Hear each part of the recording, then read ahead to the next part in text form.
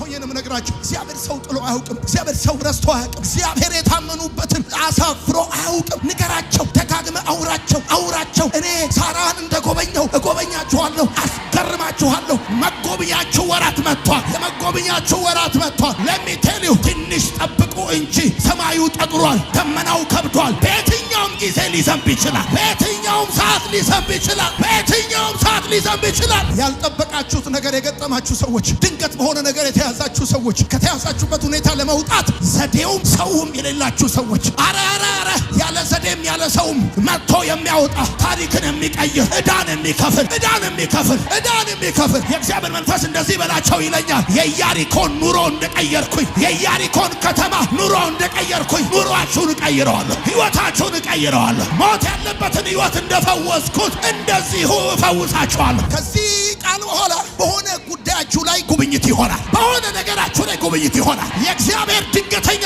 ጉብኝት ወደ ሕይወታችሁ ይመጣል። የሆነ ነገራችሁ በጌታ በኢየሱስም ይቀየራል። እያመለካችሁት፣ እየተከተላችሁት፣ እያመናችሁት ታድነኛለህ እያላችሁት የተደፋችሁ ሰዎች፣ ከአቅማችሁ በላይ የሆነ ነገር የገጠማችሁ ሰዎች፣ በከባድ ሁኔታ ውስጥ እያለፋችሁ ያላችሁ ሰዎች፣ አረ እግዚአብሔር አይጥልም፣ አረ እግዚአብሔር አይረሳም፣ አረ እግዚአብሔር አይረሳም፣ እግዚአብሔር አይጥልም፣ እግዚአብሔር አይረሳም። እግዚአብሔር መጎብኘትን ይጎበኛችኋል። እግዚአብሔር መጎብኘትን ይጎበኛችኋል። ጓደኞቻችሁ የት ሄደው ነው? ቤተሰቦቻችሁ የረዳችኋቸው ሰዎች የት ሄደው ነው? በእንደዚህ አይነት አስጨናቂ ሁኔታ ውስጥ የገባሁት የምትሉ ሰዎች፣ እንዴት እንደዚህ አይነት ሁኔታ ውስጥ ልትገቡ እንደቻላችሁ ጥያቄ የሆነባችሁ ሰዎች፣ እግዚአብሔር ስለምን ዝም አለው? ለቅድም ነግሬያችኋል። እግዚአብሔር አደራረጉ ልዩ። ዝም ሲላችሁ ቀጥሎ ሊያወራችሁ የፈለገው ሐሳብ ሲኖረው ወዳጆች፣ ናቺ ሴት ያላት ለእግዚአብሔር መናገር ነው። ለማን ትናገረዋለች? ይሄን ጉዳይ ብትናገርስ ማን ይሰማታል? ማን ያምናታል? እግዚአብሔር ጋር ከመናገር በስተቀር ምን አማራጭ? ነብዩ ጋር ሄደችው እንደነገርኳችሁ ብር አለው ብላ አይደለም፣ እምነት አለኝ ብላ ነው ብያችሁ ወዳጆች። አረ እግዚአብሔር አይጥልም፣ እግዚአብሔር አይረሳም። እግዚአብሔር እንኳን ሰው እንኳን የታመነበትን ሰው እንኳን ዘመኑን የሰጠው ሰው እንኳን ይችን ዓለም ንቆ እሱን የተከተለውን ሰው እምነቱን በስራ